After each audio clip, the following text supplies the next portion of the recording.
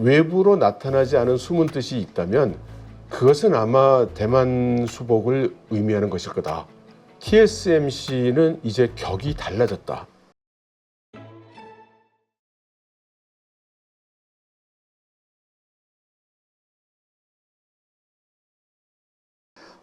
지금 중국과 러시아가 백년 변국이라는 단어를 사용을 했는데 어떻습니까? 이것이 가진 의미랄까요?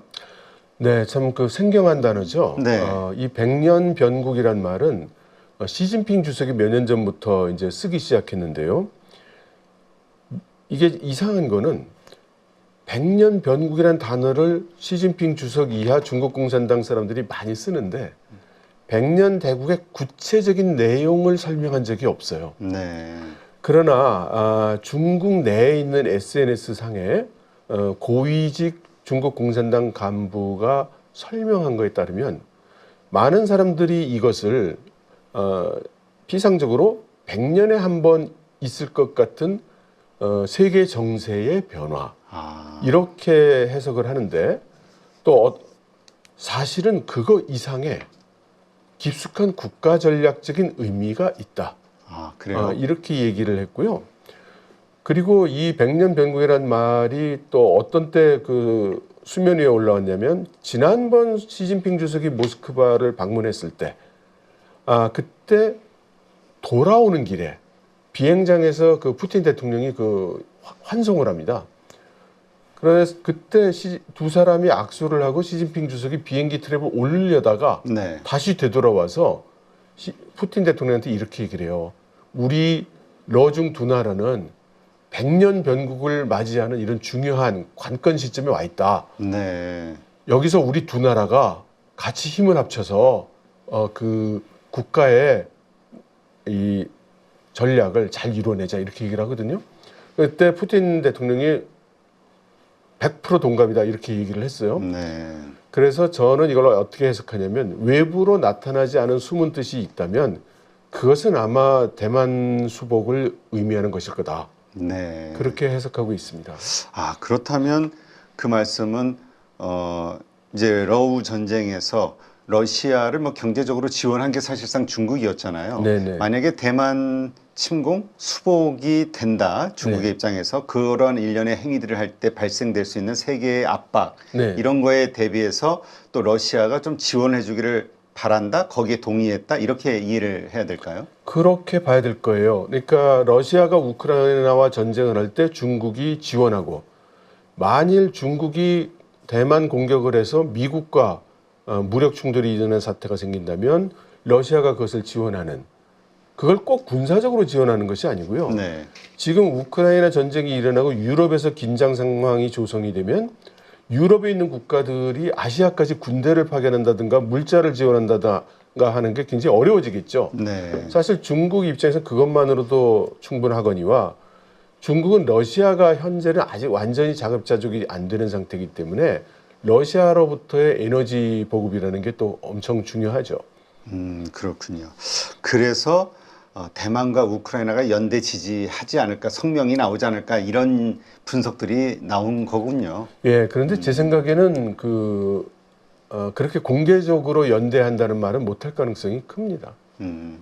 그렇죠. 지금 힘들이 워낙 없고 네. 결국은 이제 미국의 눈치를 서로 보면서 트럼프 대통령의 뭐라 그럴까요? 결정만 바라보는 그렇죠. 상황이라. 네. 근데 요즘 돌아가는 거 보니까 그 푸틴 대통령도 처음에 트럼프 대통령이 좀 낙관했던 것처럼 그게 말을 잘 안 듣는 듯한 느낌이 드는 것 같아요. 저는 그게 하나도 이상하지 않습니다.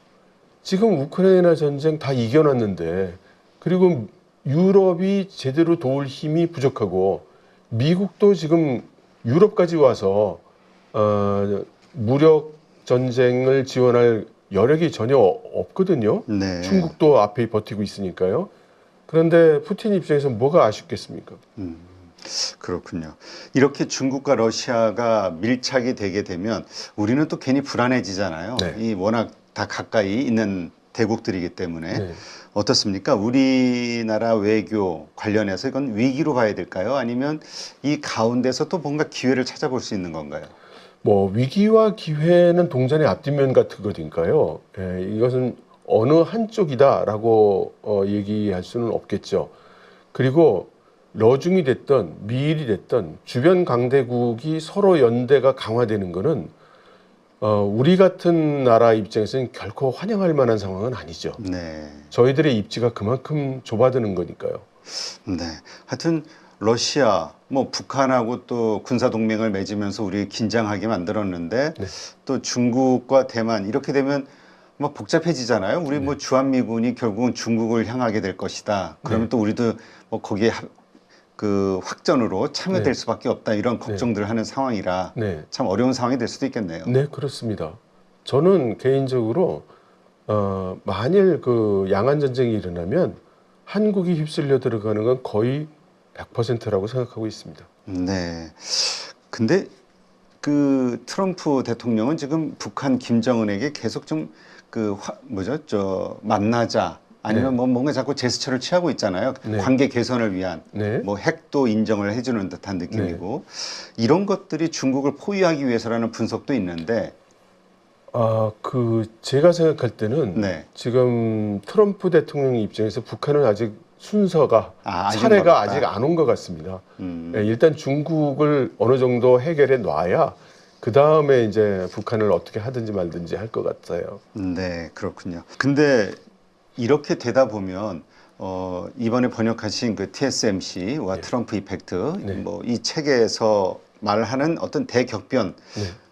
중국이 대만을 침공한다면 우리 과거에 몇 년 전에 나왔던 이야기가 TSMC 폭파해야 된다. 뭐 예, 미국에서 나온 얘기잖아요. 네, 네. 이 TSMC가 도대체 어떻게 될까? 네, 영향력이 좀 상당히 커진 상황이잖아요. 세계적으로. 그렇습니다.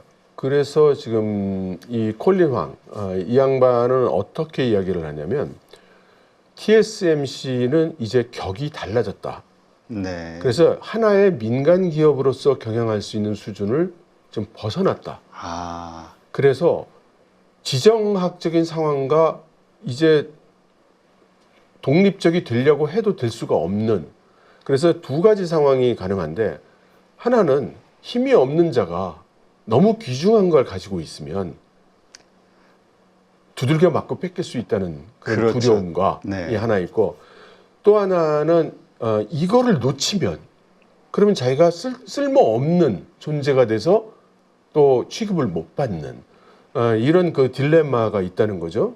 그래서 TSMC의 최고 경영진들이 지금 그 중국어로는 이제 그 우리의 회장 또는 이사회 의장 네. 이런 직무를 동사장이라고 하는데 TSMC가 동사장을 두 사람을 뒀다고 합니다. 아, 그래요? 예, 그래서 한 사람은 이 지정학적인 여기에 전념하고 한 있죠. 사람은 경영에, 운영에 아, 전념하고. 그러니까 이 지역을 나눈다는 게 아니라 네, 네, 그 이 위기, 그렇죠. 미중 관계에서의 이 위기에 예. 빠진 TSMC 대만의 문제 이런 네. 것들과 관련된 것만 집중해서 네, 업무를 본다. 네. 네. 그리고 또 하나는 이제 많은 분들이 이제 TSMC가 독일이나 일본이나 아리조나로 그 공장을 새로 만드는 거에 대해서 압박을 받아서 할 수 없이 네, 그 세운다고 보는 의견들이 많은데요. 그렇죠. 최초에는 그랬던 것 같아요. 네, 그런데 중간에 이러고 있다가 정말 공격받을 수 있겠다. 왜냐하면 TSMC가 지금 그 N+1 전략이라고 해서 네, 대만 정부가 법으로 정했어요. TSMC의 최첨단 기술은 대만 섬을 벗어날 수 없다. 아, 그러니까 해외에서 세우는 공장은 거기부터 한두 세대 처진 그런 생산 라인까지만 세울 수 있다. 이렇게 법으로 정했어요. 이건 약간 대만이 TSMC를 인질화하는 느낌인데요. 그러니까 자기 그 예. 강점 아니면 네. 자기의 어떤 그 내세울 수 있는 무기가 네. 못 빠져나가게. 그렇죠. 그런데 이제 TSMC나 이 콜린 황에 의하면 대만의 산업계 인사들의 인식이 바뀌었다는 겁니다. 네, 왜냐하면 TSMC의 최첨단 공정을 이용하는 고객들이 거의 다 그 미국의 첨단 기술 기업들이고 네, 또 미국의 군부가 있습니다. 첨단 무기에 들어가는 반도체를 TSMC가 거기서 생산하는데 이렇게 집중이 돼 있으면 오히려 중국에 타겟이 된다는 거예요. 네, 그러면 지금 중국은 미국의 기술 제재로 인해서 첨단 반도체를 지금 전혀 못 쓰고 있거든요. 그렇죠. 그러면 대만에 있는 TSMC 공장이 파괴될 경우에 중국은 손해보는 게 없는 거예요. 네. 그런데 오히려 TSMC의 제품을 사용해야 되는 미국 같은 나라가 더 피해를 본다는 거죠. 그래서 위험 분산 차원에서라도 공장이 바깥으로 나가야 된다. 네. 이렇게 생각하는 것이고, 그래서 TSMC가 1,000억 달러 뭐 미국에 투자한다. 뭐 이런 게 단순히 그 트럼프의 압박에 의해서만 그렇게 하는 것은 아니다. 그렇게 이야기하고 있습니다. 네. 근데 어떻습니까? 미국 입장에서는 그렇게 1,000억 달러 엄청난 돈을 투자할 경우에 최첨단이 좀 오기를 바랄 텐데 네. 대만에서 일단 법으로 그렇게 규제해 놨다면 네. 갈 수는 없는 거잖아요. 그런데 이제 트럼프 입장에서는 이미 그 대만은 소나기에 들어온 하긴 그런 거죠. 무기라든가 예. 그러니까 처음에 TSMC가 그 해외 공장을 세울 때에는 그야말로 레거시 칩 공장을 세우려고 했습니다. 원래 네. 계획이. 그래서 일본에 세우려던 구마모토에 세우는 공장도 원래는 35나미 정도의 레거시 칩 수준의 공장 생산 라인을 한다고 했는데 지금 그게 이제 5나미로 변했고요. 네. 지금 그 아리조나 공장도 지금 3나미, 뭐 5나미 이렇게 그 내리고 있고 앞으로 그렇게 더 내려가겠다는 거니까 트럼프 대통령 입장에서는 지금 그거를 굳이 다 옮겨와 이렇게 압박할 필요는 없죠. 지금 있는 것부터 하나씩 처리해도 그것도 되니까요. 최첨단이니까. 예. 네, 알겠습니다. 근데 이렇게 됐을 때 만약에 실제 그런 상황이 벌어진다고 했을 때는 우리나라도 상당히 제한급 위기가 올 수 있을 것 같다는 생각이 드는데요. 공급망 이슈 때문에. 저희 같은 경우에는 사실 TSMC의 제품을 이용하는 거는 그렇게 많지는 않죠. 그런데 거꾸로 우리는 TSMC의 SK 하이닉스가 HBM을 굉장히 많이 팔고 있기 때문에 그것 때문에 여태까지 우리나라가 대만의 무역 적자를 보고 있었는데 지금 흑자로 바뀌었거든요. 네. 그래서 그런 일이 일어난다면 우리나라로서는 상당한 충격을 받을 수밖에 없죠. 네.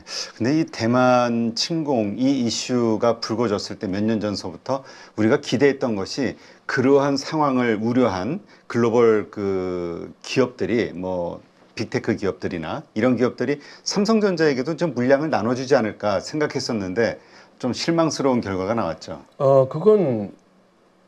그것은 제 생각에는 그건 온전히 삼성의 잘못입니다. 그 기회를 못 살린 건. 그렇죠. 그러니까 고객사들이 삼성에게도 기회를 주고 싶어 했고 지금도 주고자 하고 둘째로는 TSMC도 삼성의 파운더리가 생존하기를 바랍니다. 지금. 네. 그러니까 TSMC의 생각은 뭐냐면 혼자만 파운더리를 하고 있으면 고객들의 이제 방어가 시작된다는 거예요. 네. 자기들이 자기들이 종속도가 커지니까 그래서 2등, 3등 정도는 있어주는 게 자기들이 좋다. 전략적으로. 네. 그 대신 자기들은 한 7, 80% 먹고 2등, 3등은 뭐 조금만 먹고 이런 국면이 되는 게 TSMC 입장에서는 베스트다. 네. 그렇게 이야기하고 있습니다. 알겠습니다. 하여튼 이 TSMC라는 이슈 전혀 생뚱맞게 우리하고도 상당히 큰 어떤 그 미래 안보와 관련해서도 그렇고 공급망 이슈와 관련해서도 그렇고 이슈가 될 수밖에 없는 사안으로 봐야 되겠네요. 네. 이번 5월부터가 저는 강력한 기회가 될 거라고 생각을 합니다. 이번 기회를 여러분들 또 놓치게 되신다면 한참을 또 돌아가셔야 될 수도 있습니다. 그래서 지금 이러한 시장에 맞는 종목들과 섹터들로 여러분들이 수익을 만들 수 있는 기술을 알려드리려고 합니다. 실전 매매 기법 훈련반 1기를 통해서 이미 그 효과는 검증이 되었어요. 드디어 방향을 잡았다. 장이 안 좋음에도 불구하고 계좌가 빨간색입니다. 뭐 이런 피드백들을 주셔서 2기에서는 시장에 맞춘 실전 강의, 진짜 수익을 위한 훈련이 진행된다라고 생각을 하시면 될 것 같아요. 이번에 한 번의 결정이 여러분들의 계좌를 수익이 나는 계좌로 만들어 드릴 수 있는 그런 기회가 될 거니까 이 기회를 꼭 놓치지 않으셨으면 좋겠습니다.